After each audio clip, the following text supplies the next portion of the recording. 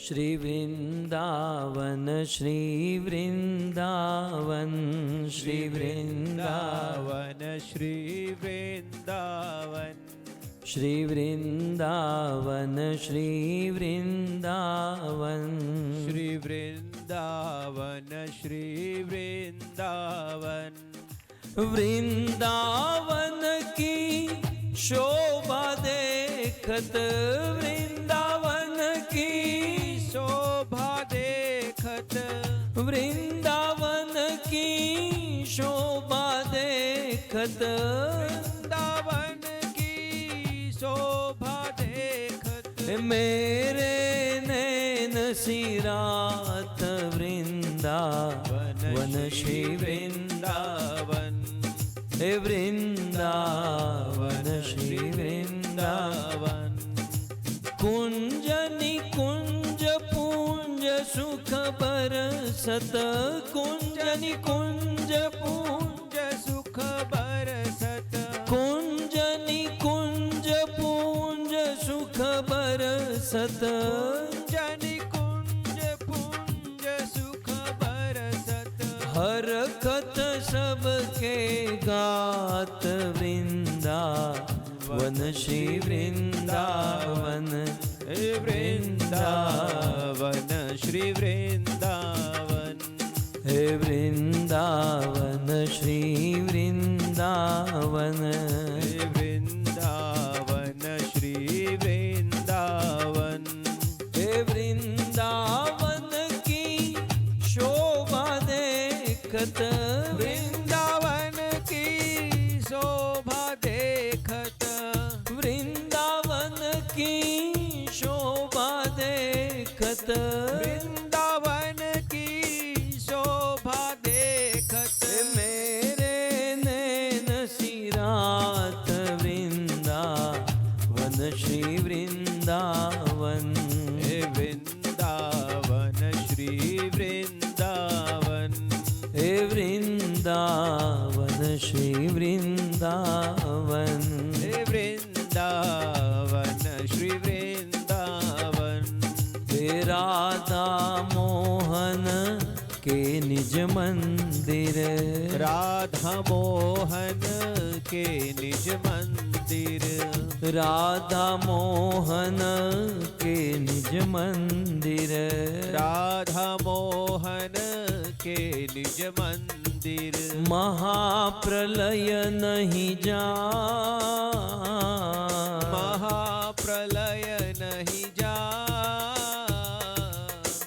माया काल रहित नित नूतन माया काल रहित नित नूतन माया काल रहित नित नूतन माया काल रहित नित नूतन सदा फूल फल पात वृंदावन श्री वृंदावन वृंदावन श्री वृंदावन वृंदावन श्री वृंदावन वृंदावन श्री वृंदावन श्री वृंदावन वृंदावन की शोभा देखत वृंदावन की शोभा देखत वृंदावन की शोभा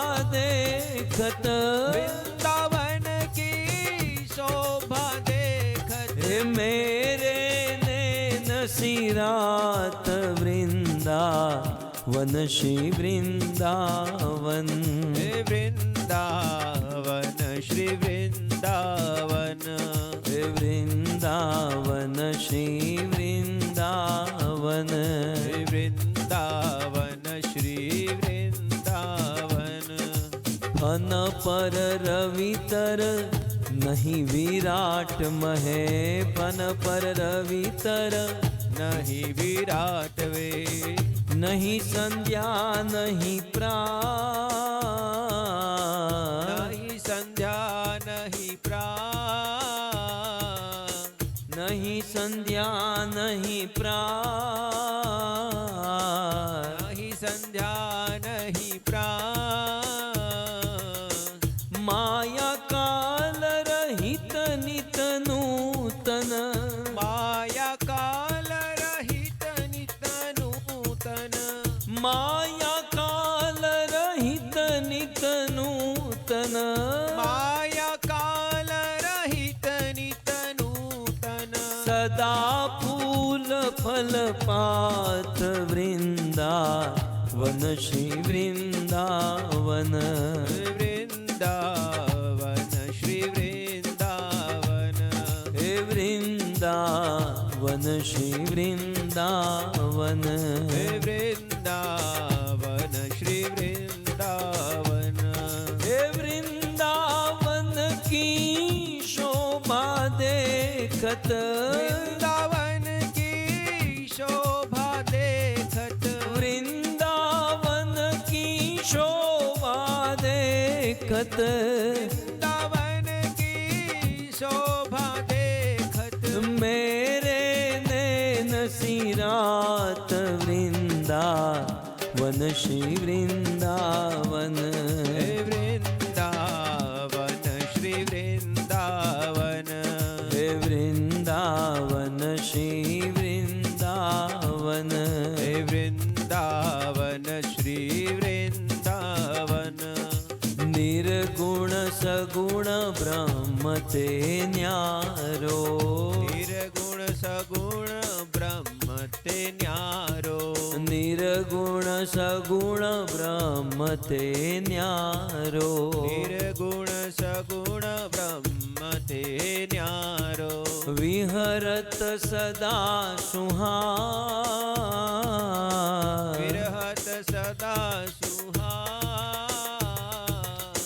व्यास विलास रास अद्भुत गति व्यास विलास रास अद्भुत गति व्यास विलास रास अद्भुत गति व्यास विलास रास अद्भुत गति निगमय गोचर बात वृंदावन श्री वृंदावन हे वृंदावन श्री वृंदावन हे वृंदावन श्री वृंदावन हे वृंदावन श्री वृंदावन वृंदावन की शोभा देखत वृंदावन की शोभा देखत वृंदावन की शोभा देखत वृंदावन की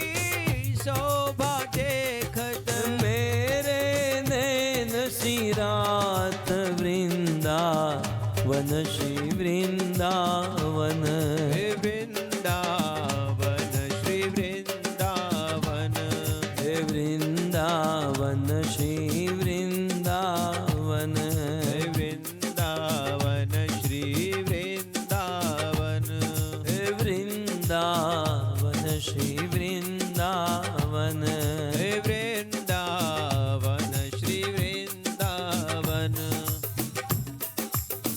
जय जय राधे जय जय श्याम जय जय राधे जय जय श्याम जय जय राधे जय जय श्याम जय जय राधे जय जय श्याम जय जय श्री वृंदावन धाम जय जय श्री वृंदावन धाम जय जय श्री वृंदावन धाम जय जय श्री वृंदावन धाम जय जय श्यामा जय जय श्याम जय जय श्यामा जय जय श्याम जय जय श्यामा जय जय श्याम जय जय श्यामा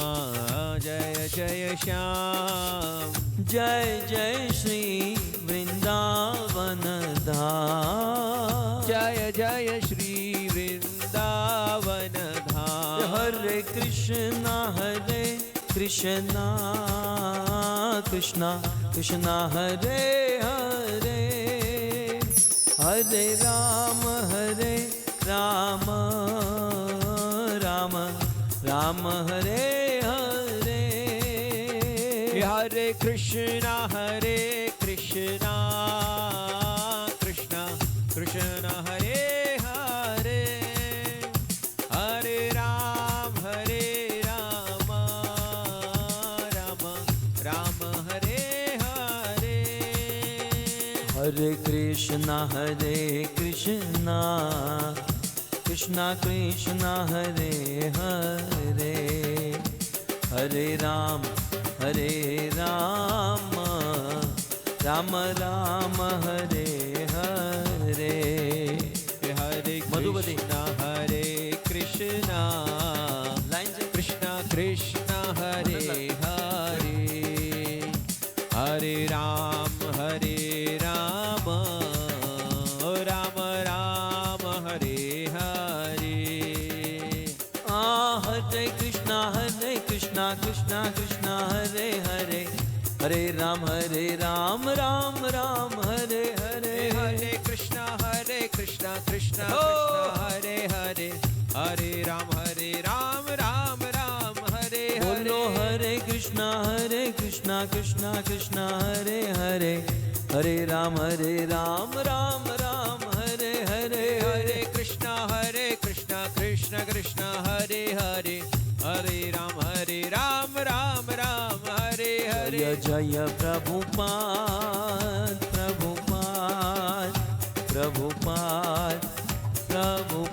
जय जय प्रभुपाद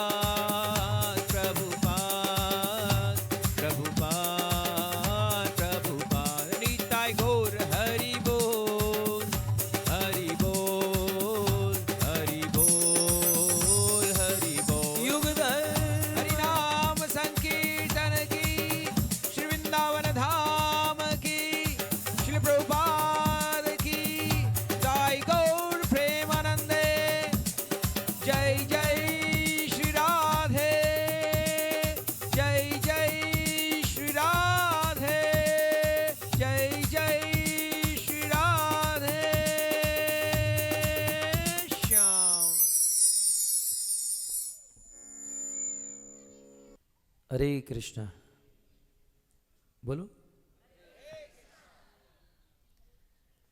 सो परम सौभाग्य है हम सब ब्रज वृंदावन और वृंदावन के यह पवित्र वनों में यात्रा करने हेतु हरे कृष्णा कृष्णा कृष्णा हरे। आपके जीवन में भी यदि कोई उत्पात कर रहा हो थोड़ा खिला देना चाहिए। समझ रहे ना खिलाने का अर्थ। हमारे जीवन में भी कुछ लोग उत्पात करते हैं, खिलाते नहीं हैं, इसलिए खिला देते हैं तो बंद हो जाते हैं, फिर चाहे समाज हो या संस्था हो। सो हम सब यात्रा में आए हैं कि पिकनिक? जोर से बोलिए। यदि हम यात्रा में आए हैं तो यात्रा शब्द का अर्थ समझ लेना जरूरी होता है, ठीक है? या माने जहां, या माने बोलो जोर से। एक्चुअली ये अर्थ अनंत शक्ति प्रभु जब रजिस्ट्रेशन कर रहे थे तब बताना चाहिए था, लेकिन अब थोड़ा सा लोचा हो गया है। आप आ गए हो, बाद में अर्थ बता समझ में आएगा। या माने त्रा माने त्रास। त्रा माने क्या? या माने जहां, त्रा माने त्रास। जहां केवल त्रास ही त्रास मिले उसे कहते हैं यात्रा। पहले जान लेना चाहिए था ना। सो यात्रा माने या जहां त्रा माने त्रास। अब एक चीज, अब आप आ ही गए हैं तो मेंटली प्रिपेयर हो जाइए कि यहां पर त्रास मिलेगा। क्या मिलेगा? त्रास को कहते हैं तकलीफ, त्रास को कहते हैं मुश्किली, त्रास माने प्रॉब्लम्स। ओके, सो हम सब यात्रा में हैं और यात्रा में स्वाभाविक रूप से त्रास मिलता है। सो आने वाले त्रास के लिए आप लोग तैयार रहिएगा। त्रास माने आपको पीटा नहीं जाएगा, आप चिंता मत करो, मारा नहीं जाएगा, परंतु यात्रा है ना भक्तों।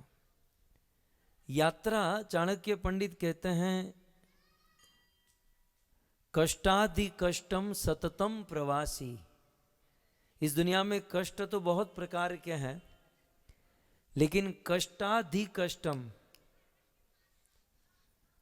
कष्ट में भी अधिक कष्ट क्या है? सततम प्रवासी, प्रवास करना, यात्रा करना, सततम यात्रा। अब देखो अनंत शक्ति प्रभु आपको चैन से सोने नहीं देंगे। रात को जाएंगे, खाएंगे, सुबह उठाएंगे, बस में बैठकर चलो, पूरा दिन घूमना है, फिर बस में बैठकर रोज। तो सततम प्रवास करना ये कष्ट है। यात्रा माने हम लोग कष्ट भोगतने के लिए ही आए हैं। यदि आपको हायर फैसिलिटी, बेटर फैसिलिटी चाहिए थी तो कश्मीर जाते, ऊटी जाते, कुल्लू मनाली जाते, महाबलेश्वर जाते। हम लोग ब्रज 84 कोष में आए हैं। यदि हम यात्रा करने आए हैं तो कष्ट के लिए तैयार होना चाहिए। कष्ट मिलेगा नहीं आपको, लेकिन यात्रा में अब आप लोग साल भर अपने कंफर्ट जोन में रहते हो, हैं? आप सुबह उठते ही पता होता है राइट में बाथरूम है यहाँ ब्रश पड़ा है, कितना फैसिलिटी होता है ना, कंफर्ट होता है एक। अब यहाँ आकर बेड भी कैसा मिला होगा, ओढ़ने का कैसा होगा, टेम्परेचर क्या है, सुबह गीजर शुरू होगा कि नहीं है, बहुत सारी बातें होती है। मतलब हम एक हमारी रेगुलर लाइफ से बाहर निकल गए हैं, और फिर रेगुलर लाइफ से बाहर निकलकर आपको वो रेगुलरिटी न मिले तो फिर कंप्लेंट नहीं करनी चाहिए। आप समझ रहे ना? हालांकि मैनेजमेंट के द्वारा जो भी फैसिलिटी आपको बताई गई है वो सब मिलेगा, सब कुछ होगा, लेकिन जहां तक मैं समझ रहा हूं यात्रा माने कष्ट। ओके, हमारे डोंगरे जी महाराज मराठी थे, महाराष्ट्रन, लेकिन गुजराती बहुत अच्छा बोलते थे। सो डोंगरे जी महाराज कहते थे यात्रा माने तपस्या बढ़ाने की मात्रा। यात्रा એટલે શું? તપસ્યા વધારવાની માત્રા।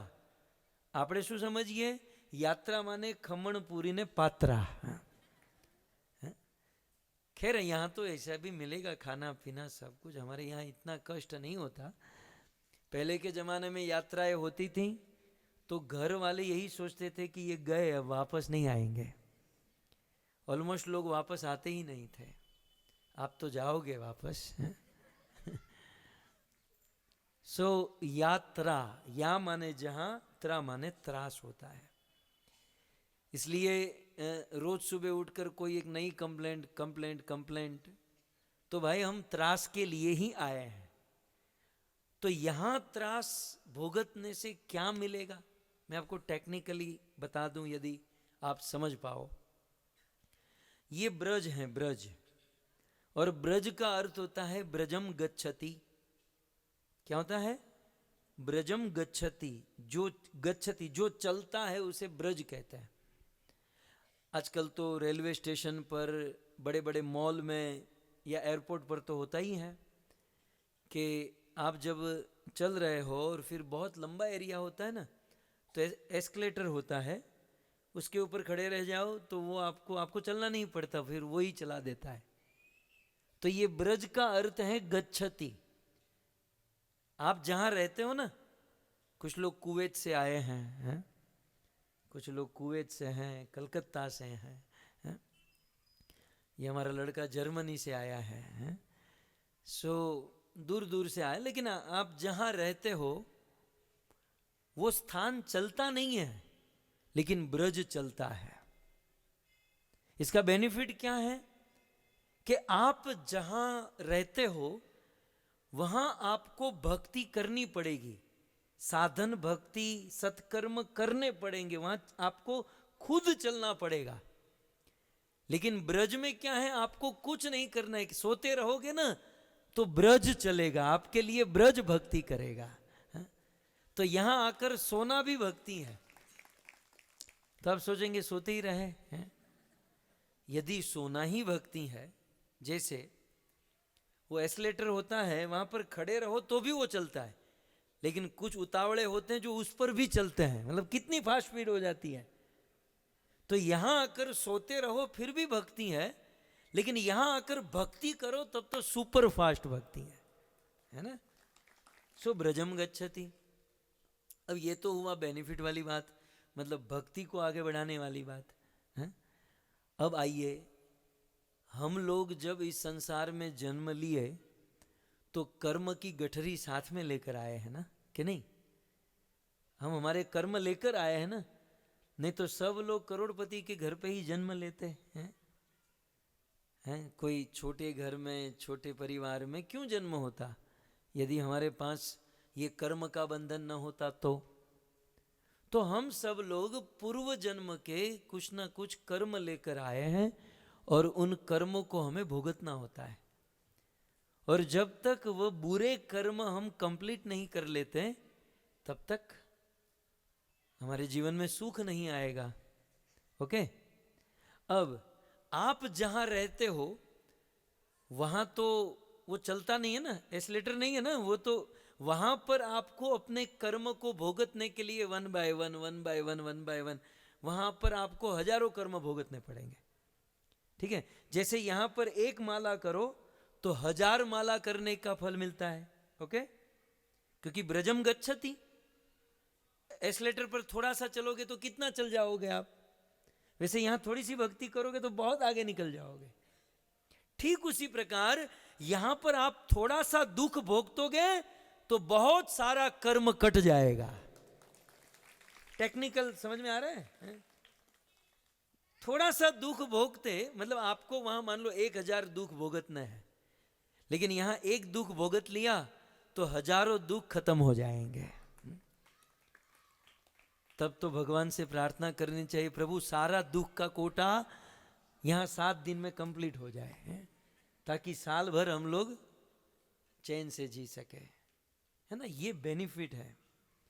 सो बड़ा आनंद मंगल होगा, खाना पीना घूमना दर्शन कथा कीर्तन, लेकिन फिर भी हम हमारे कंफर्ट जोन से बाहर आए हैं, हमारी रेगुलर लाइफ से बाहर आए हैं, तो कष्ट होगा। वैसे कष्ट नहीं है, कष्ट जो है ना हमारे दिमाग में होता है। अब देखो यहाँ पर कुछ लोग 2-5 शायद हैं, ये क्या नीचे बिठा दिया, हमारा कपड़ा बिगड़ जाएगा, खंखेरना पड़ेगा। लेकिन कुछ लोग आहा कितनी नेचुरल जगह है, ये घास में बैठने को कहाँ मिलता है। अब जानते हो हमारे जीवन में प्रगति तो हमने बहुत की, प्रोग्रेस तो बहुत हो रहा है, लेकिन एक बहुत बड़ा दुर्भाग्य यह है हम लोग प्रकृति से बहुत दूर जा रहे हैं। आप लोग सूर्य के नीचे कितने घंटे रहते हो? नहीं, मतलब विटामिन सी डी तो गया। फिर नंगे पांव घास पर कितने टाइम चलते हो? मतलब प्रकृति के संपर्क में कितने टाइम आते हो? मुझे आज कविता जी, मुझे आज कोई पूछे कि सुखी कौन, सुखी कौन, मैं नहीं कहूंगा जिसके पास करोड़ों रुपए वो सुखी है, जो बहुत सुंदर है वो सुखी है। मेरी दृष्टि से जहां तक मेरा अनुभव है, जो प्रकृति के साथ ज्यादा संपर्क में है वो सबसे ज्यादा सुखी है। जितना अधिक प्रकृति के संपर्क, हमारे बाप दादा गांव में रहते थे, हैं, खेतों में काम करते थे और फिर वो खटिया डालकर सोते थे आकाश के नीचे।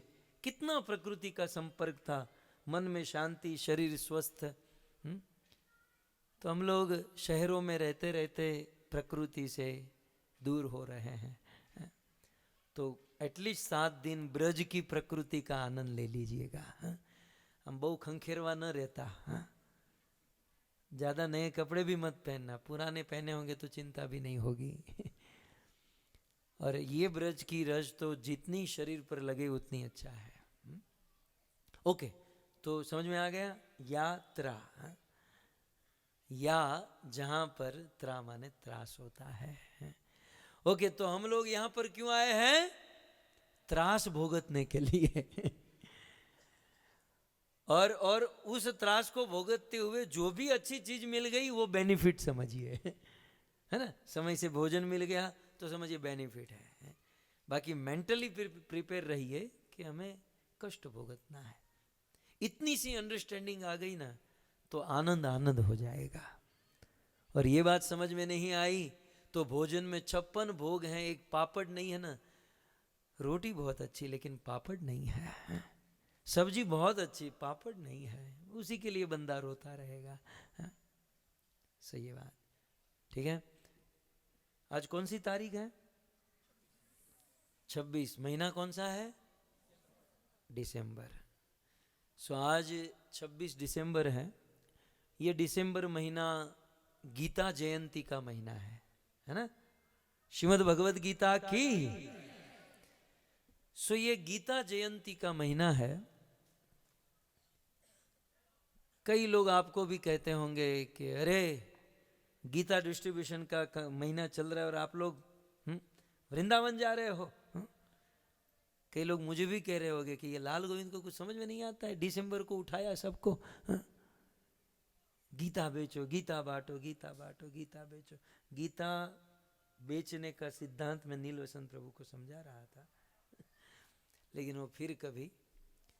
लेकिन मैं यदि आपको पूछूं, ये उन लोग को आप जवाब दीजिएगा कि दिसंबर में ये जो हमारी यात्रा हो रही है ना, हम और कुछ नहीं कर रहे, भगवत गीता में कृष्ण का जो आदेश है उसका पालन कर रहे हैं। अच्छा, कौन सा आदेश ये तो सुनो। भगवत गीता का सार क्या है, कौन बताएगा? कोई नहीं। अरे गीता सार बच्चा बच्चा जानता है, एक श्लोक। बोलो, जोर से बोलो।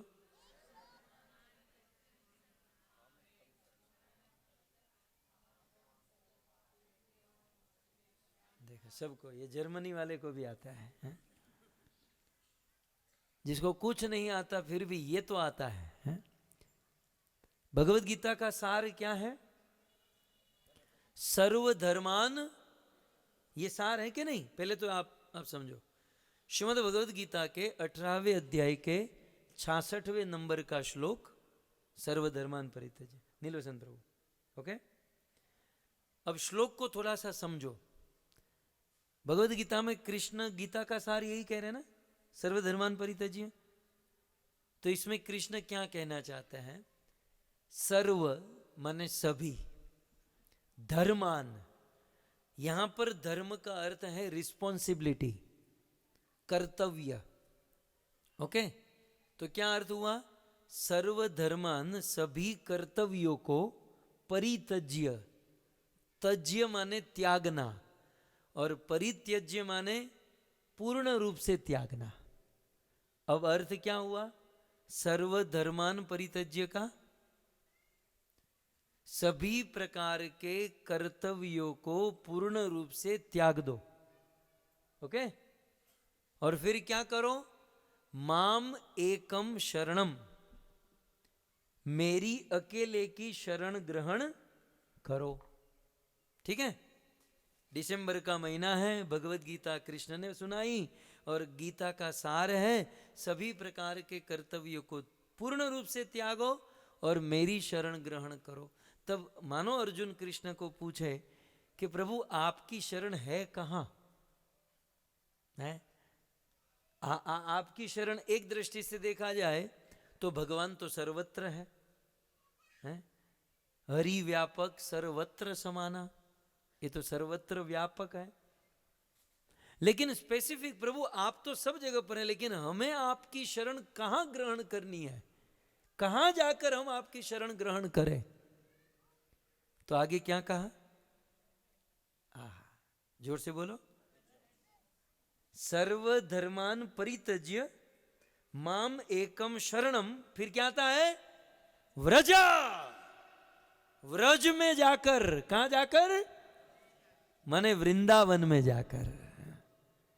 तो गीता का सार क्या हुआ? वृंदावन में जाओ और वृंदावन में जाकर मेरी शरण ग्रहण करो। सो इस दिसंबर के महीने में भगवान श्री कृष्ण ने अर्जुन को गीता सुनाई और गीता का सार ये कहा कि ब्रज वृंदावन में जाकर मेरी शरण ग्रहण करो। तो हम सब इस पवित्र गीता जयंती के महीने में गीता का इस सिद्धांत का पालन करते हुए ब्रज वृंदावन में आप पहुंचे हैं। अब टोटल अंधेरा हो जाए, आप मुझे देखना बंद कर दो, उसके पहले मैं यहाँ की महिमा आपको सुना दूं। हम लोग घर से निकले, वैसे तो जिस दिन हम यात्रा में आते हैं उस दिन निर्जला उपवास करना चाहिए। आप लोगों ने किया?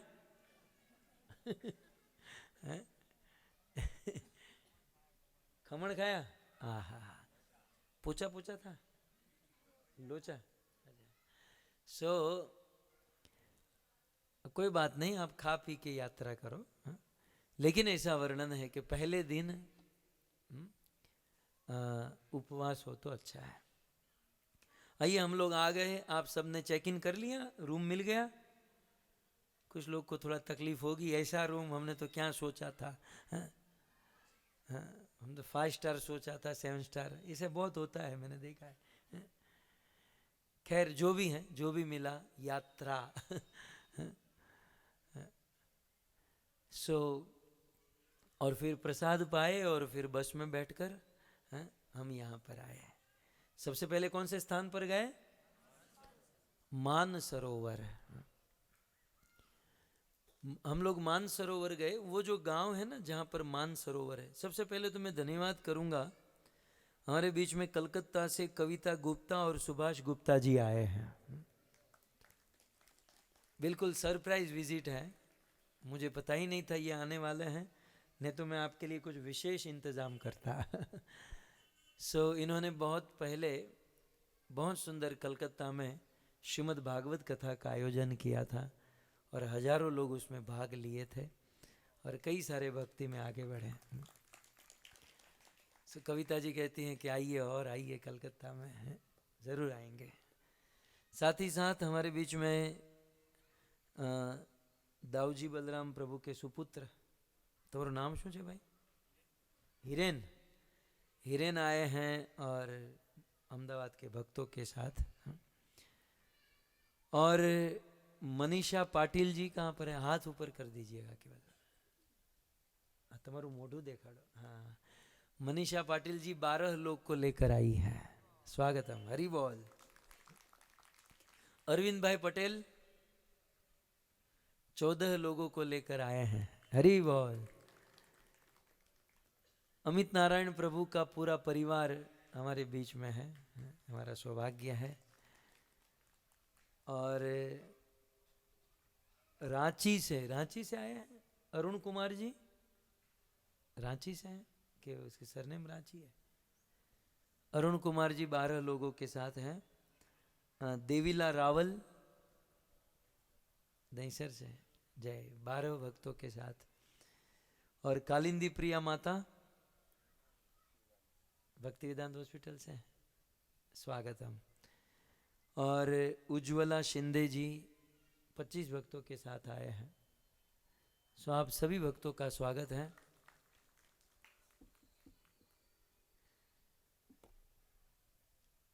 सो हम सबसे पहले जिस स्थान पर गए उस गांव का नाम है राधा रानी। क्या नाम है उसको? राधा रानी कहते। कहाँ जा रहे हो? हम राधा रानी जा रहे हैं, हम राधा रानी जा रहे हैं। सो इस गांव का नाम है राधा रानी। वहाँ पर बहुत सुंदर लीला हुई है। पहले तो वो जो सरोवर है मानसरोवर, इस ब्रज में राधा और कृष्ण की बड़ी मधुर लीला होती है। उनमें से एक प्रकार की लीला है मान लीला। कौन सी है? मान का अर्थ होता है रूठना, ठीक है। जब प्रेम की बहुत उच्चतर सीमा हो जाती है तब प्रेमी प्रेमिका एक दूसरे से रूठा करते हैं। आप कहोगे हमारे घर पे भी रूठना होता है। तुम्हारा वाली रूठे कि नहीं? आपके घर में रूठते हैं कि नहीं? रूठने के लिए दो चीज होनी चाहिए, जरा ध्यान से सुन लीजिएगा। रूठने के लिए जिसके साथ आप रूठते हो ना, तो अगले का प्रेम होना चाहिए। उसका प्रेम नहीं और आप रूठोगी, वो 2 दिया ज्यादा करेगा, अच्छा हुई रूठी। थोड़ी तो शांति मिलेगी। तो रूठने से पहले ये समझो कि वो प्रेम कर रहा है कि नहीं। एक रूठा उससे जाता है जो हमसे दिलो जान से चाहता है, एक। और रूठने के लिए दूसरा, अपनी कैपेसिटी।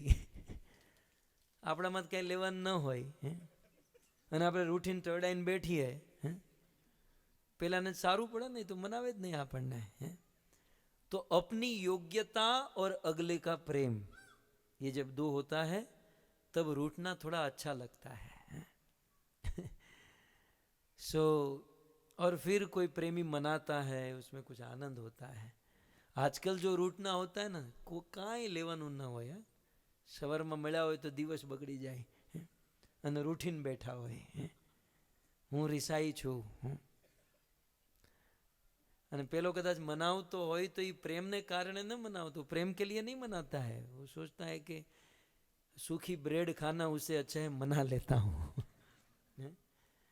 तो वो भी बेचारा स्वार्थ के कारण मना लेता है।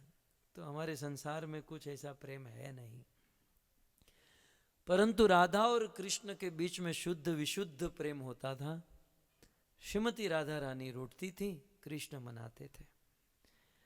एक दिन श्रीमती राधा रानी रूठ गई और कृष्ण मनाने लगे। मनाते मनाते पूरी रात बीत गई। जयदेव गोस्वामी गीत गोविंद में लिखते हैं, कृष्ण राधा के सामने नाचते हैं, अनेकों प्रकार के नृत्य करते हैं, अनेकों प्रकार की बातें करते हैं, जितना भी हो सकता था सब कुछ किया। और अंत में कृष्ण राधा रानी के चरणों में बैठकर कहते हैं, स्मर गरल खंडनम। स्मर गरल, ये जो मेरे अंदर काम उत्पन्न हुआ है वो विष के समान है, जो मुझे कष्ट दे रहा है।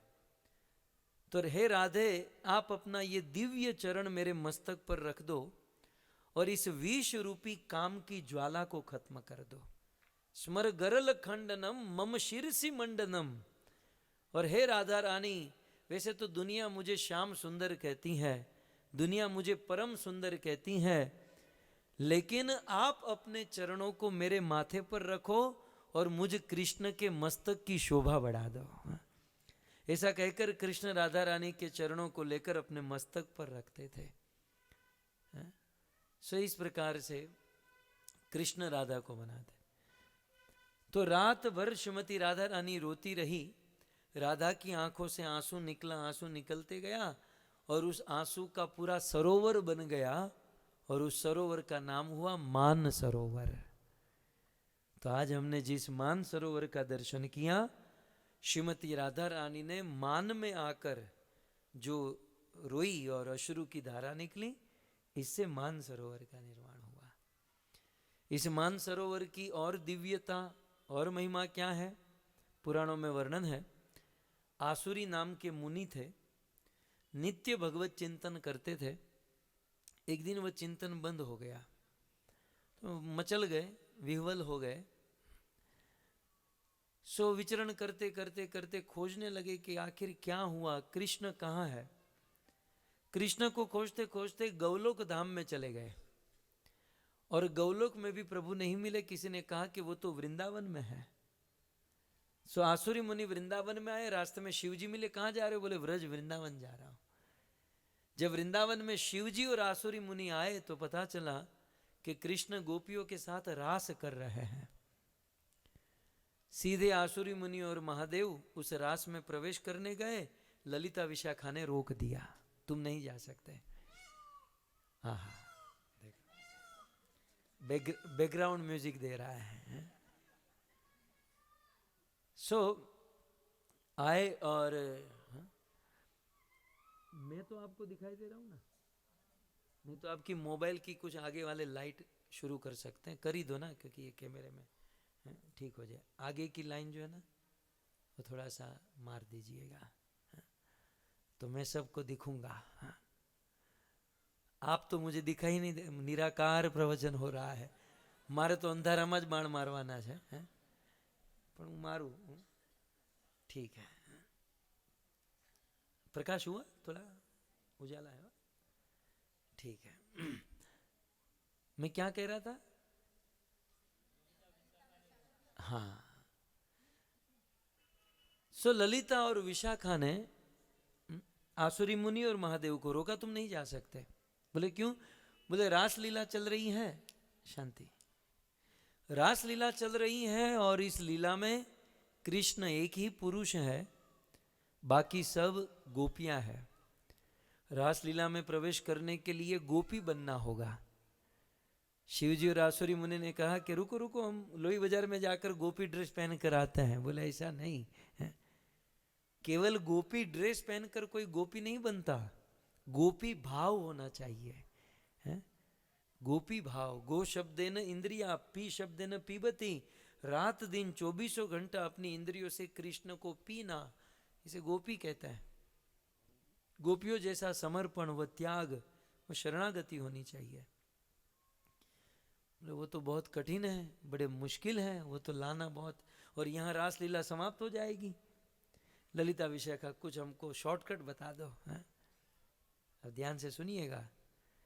बोले वैसे तो गोपी भाव लाना जन्म जन्म बीत जाता है, लेकिन एक शॉर्टकट है। क्या? बोले बाजू में मान सरोवर है। शिवजी, आसुरी मुनि, आप दोनों मान सरोवर में स्नान कीजिए, 3 डुबकी लगाइए, आपको गोपी भाव और गोपी ड्रेस दोनों प्राप्त हो जाएगा।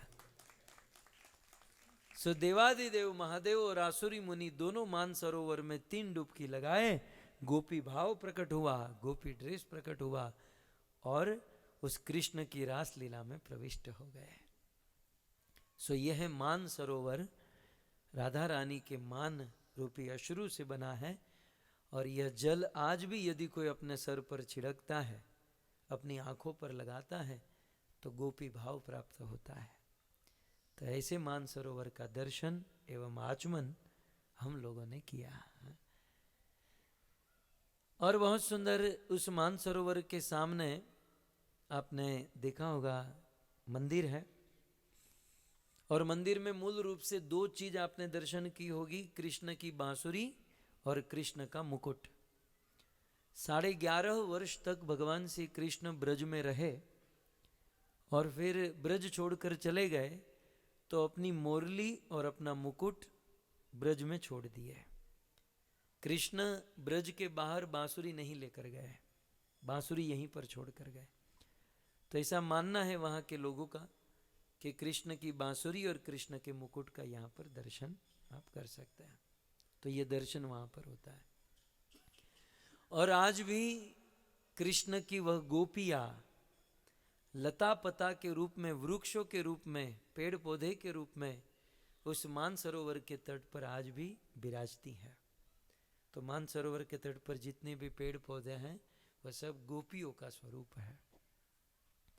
श्री महाप्रभु वल्लभाचार्य पृष्टि संप्रदाय के प्रणेता हुए और पूरे भारतवर्ष में 84 बैठक, कितनी बैठक है कोई नहीं जानता, तो फिर मैं कुछ भी बोलूं चलेगा। लगभग 80-84 बैठक महाप्रभु वल्लभाचार्य की पूरे भारत में है। उनमें 64 बैठक ब्रज में है। महाप्रभु वल्लभाचार्य बैठक माने बैठकर भागवत को पढ़े, भागवत का प्रवचन किए, कथा किए, तो ब्रज में 64 बैठक हैं उनकी। सो उनमें से एक बैठक मान सरोवर में, आप लोग गए होंगे, पीछे एक छोटा सा मंदिर है, महाप्रभु वल्लभाचार्य की बैठक है। तो ये हुआ मान सरोवर, ठीक है। सो मान सरोवर की, श्रीमती राधा रानी की, महाप्रभु वल्लभाचार्य भगवान की। अब पुनः हम लोग बस में बैठ गए और आ गए भांडीर वन। यह जिस वन में हम लोग आए हैं ये भांडीर वन है।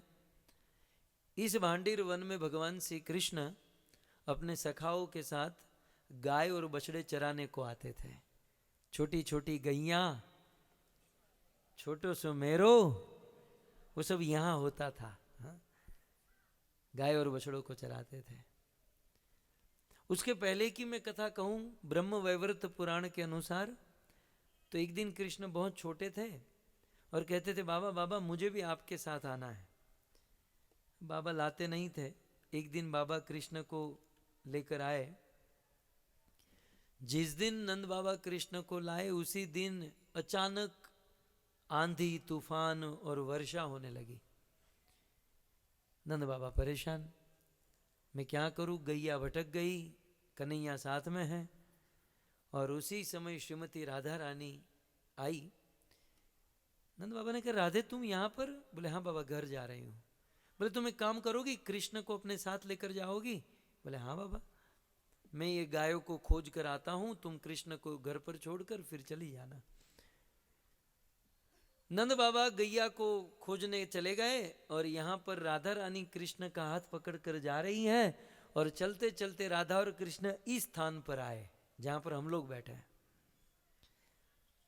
और ब्रह्मलोक से ब्रह्मा जी यहां पर प्रकट हुए, राधा और कृष्ण के चरणों में प्रणाम किया, निवेदन किया कि प्रभु आप विरह रस, आगे चलकर विप्रलंब रस, परकिया रस का आस्वादन करोगे मैं जानता हूं, लेकिन ये बहुत सुंदर अवसर है प्रभु, मैं आपका और राधा रानी का विवाह कराना चाहता हूं। बोले अभी यहां पर? बोले हाँ, नंद बाबा को तो 9 लाख गाय खोजने में बहुत टाइम लगेगा, तो मैं आपका विवाह करा दूं। इस भांडीर वट के नीचे ब्रह्मा जी ने राधा और कृष्ण का विवाह कराया है। यहां ये राधा और कृष्ण की विवाह स्थली है। सो यहां आकर यदि कोई कुंवारा लड़का शादी न हो रही हो और यहां आकर यदि मन्नत रखता है तो दूसरे साल शादी हो जाती है। और जिनकी शादी हो गई हो वो अपनी पत्नी के साथ यहां आकर प्रभु से प्रार्थना करता है तो उनका गृहस्थ जीवन पवित्र और सुखमय बीतता है। सो ये भांडीर वट है। स्वयं विधाता ब्रह्मा ने राधा और कृष्ण का यहां पर विवाह कराया था। पूरे विश्व ब्रह्मांड में राधा और कृष्ण के अनेकों मूर्ति, अनेकों विग्रह आप देखोगे, लेकिन यहां पर भगवान श्री कृष्ण राधा रानी के मांग में सिंदूर भर रहे हैं और कृष्ण का नाम है राधा मांग बिहारी। राधा के मांग में सिंदूर भरने वाले राधा मांग बिहारी जी का यहाँ पर दर्शन है। ऐसा दर्शन आपको कहीं नहीं मिलेगा। सो ये बहुत सुंदर राधा रानी के मांग में सिंदूर। कई सारे लोग आपको कहते होंगे ना कि कृष्ण का विवाह राधा से क्यों नहीं हुआ, उसको पकड़ के यहाँ लाइए, राधा मांग बिहारी का दर्शन कराइए, कथा सुनाइए। सो ये बात है। फिर आपने यहाँ पर बलराम जी को देखा होगा, काले दाऊ जी का दर्शन है। सो यहाँ पर बहुत सुंदर बलराम जी ने प्रलंबासुर को, प्रलंबासुर का वध किया था। कृष्ण सखाओं के साथ यहाँ पर गैया रोज चलाते थे। सो कंस ने प्रलंबासुर को भेजा, सखा का रूप लेकर आया था और कृष्ण की टीम में आ गया, हार गया। बलराम जी को कंधे पर बिठाया और बैठकर उड़ा, आकाश में ऊपर उड़ा। बलराम जी को पहले तो आनंद आया कि फ्री में उड़ने को मिल रहा है। बलराम जी ने सोचा अब तो बहुत हो रहा है इसका। एक मुष्टि का मारी, प्राण निकल गए, यहीं इसी स्थान पर गिर गया। सो बलराम जी ने प्रलंबासुर को यहाँ पर मारा था। बलराम जी का यहाँ पर वर्णन है। मैंने आज एक नई कथा सुनी है, आज ही फ्रेश माल है, आज तक नहीं सुनी थी। मैं दर्शन करने गया तो बाबा जी सुना रहे थे दूसरों को, मैं पीछे खड़े खड़े सुन रहा था। वो बाबा जी ने जो सुनाया वो मैं आपको तेरा तुझको अर्पण कर रहा हूँ। मैंने कहीं पढ़ा नहीं है, लेकिन ब्रजवासियों के मुख से भगवान ही बुलवाते हैं। आपको जब हम ब्रज में आते हैं, तीर्थों में आते हैं और फिर यहाँ के स्थानीय लोग जो कथा सुनाते हैं, ज़्यादा वेरिफिकेशन के चक्कर में नहीं पढ़ना चाहिए। अरे गीता में तो नहीं लिखा, भागवत में तो नहीं लिखा, ज़्यादा वेरीफाई के चक्कर में न पड़े, स्थान पुराण होता है। यहाँ के लोग जो कहते हैं अंतःकरण की चेष्टा होती है, प्रभु उसको बुलवाते हैं। तो बाबा बहुत सुंदर सुना रहे थे कि जब कृष्ण 11.5 वर्ष यहाँ पर रहे, कृष्ण बलराम, और फिर मथुरा चले गए, 18 साल मथुरा रहे और फिर द्वारिका चले गए, 100 साल तक द्वारिका में रहे। और फिर कृष्ण ने द्वारिका से बलराम जी को ब्रज में भेजा, तुम जाओ। बलराम जी तैयार हो गए, मैं जाऊंगा, लेकिन कन्हैया ब्रज में, बाबा जी सुना रहे थे, बलराम जी ने कहा कि कन्हैया ब्रज में तो तेरा ही जादू चलता है? ब्रज में तो तू हीरो है, मुझे कौन समझेगा, मुझे कौन मतलब मुझे कौन भाव देगा? मेरा भाव नहीं है ब्रज में तो तेरा भाव है। तब कृष्ण ने कहा ठीक है, तू मेरा रूप लेकर जा। सो कृष्ण ने बलराम जी को अपना रूप दे दिया। बलराम जी श्याम वर्ण के हो गए, इसलिए यहां पर काले दाऊ जी विराजमान है। बलराम जी श्याम वर्ण के हैं, कृष्ण ने अपना रूप दे दिया। सो बलराम जी हैं, ये भांडिर वट हैं जिसके नीचे राधा कृष्ण का विवाह हुआ। मांग बिहारी जी यहाँ, और वहाँ पर मांग बिहारी जी का मंदिर है। और फिर वेणुकूप है, यहाँ पर राधा रानी को प्यास लगी या फिर गाय बछड़ों को प्यास लगी, भगवान श्री कृष्ण ने अपनी बांसुरी से खड्डा किया और कुआं बन गया और उससे जल निकालकर पिलाया। तो स्वयं कृष्ण ने ये कूप बनाया है अपनी बांसुरी से। यह जल यदि कोई पीता है तो वह निरोग हो जाता है, ऐसा संतों का मानना है। उसे शुद्ध भक्ति प्राप्त होती है। तो बड़ा पवित्र स्थान है। जिस स्थान पर हम लोग एग्जैक्टली बैठे हैं, एक बार राधा रानी यहाँ पर आई और सारे सखा आपस में बैठे थे, कृष्ण थोड़े दूर थे। राधा ने कृष्ण को कहा यहाँ आओ। राधा रानी सखियों के साथ ही, कृष्ण अकेले गए। यहाँ क्या करते हो? बोले गैया चरती है और हम सखाओं के साथ खेलते हैं। ओ खेलते हो? जब खेलते हो तो कौन जीतता है? अब सखा तो सब दूर थे, इसको हीरो बनना था। बोले अपन ही जीतते हैं। ये सब क्या लल्लू पंजू, मेरे सामने हार जाते, कृष्ण ही जीतता है। बोले झूठ, नहीं नहीं कृष्ण ही जीतता है। तो फिर आज कौन सा खेल खेलने वाले हो? कृष्ण ने कहा आज कुश्ती का खेल खेलने वाले हैं। तो तुम हमारी राधा रानी के साथ कुश्ती खेल खेलोगे? अब तो मन में जो इच्छा थी वही सामने आ गई है, जरूर खेलेंगे। तो सारे सखा खड़े हैं, गोपियां खड़ी हैं, और श्रीमती राधा रानी गोप वेश धारण करके कृष्ण के साथ यहाँ पर कुश्ती खेलती है। सो यहाँ पर राधा और कृष्ण कुश्ती खेलते हैं। कथा लिखने वाले की कलम रुक गई।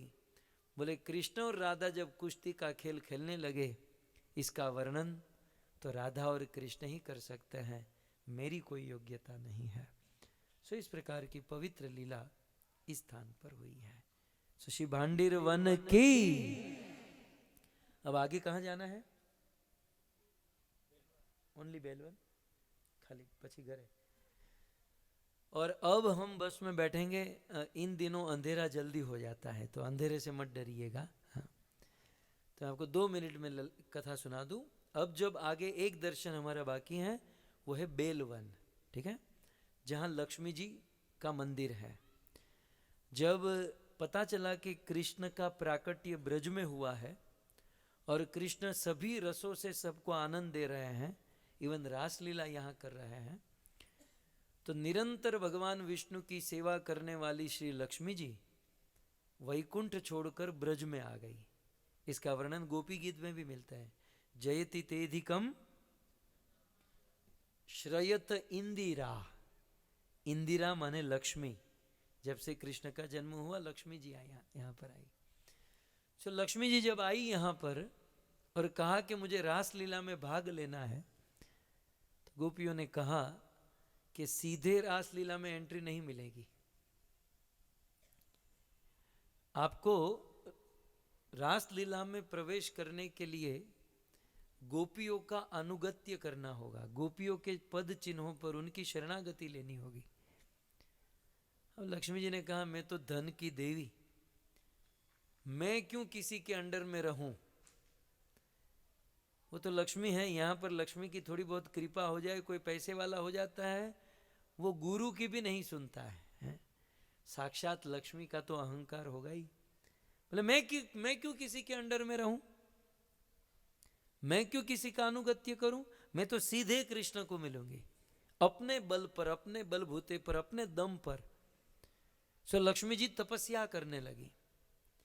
तो बेलवन जहां पर हम लोग जाएंगे वहां पर आज भी लक्ष्मी जी तपस्या कर रही है।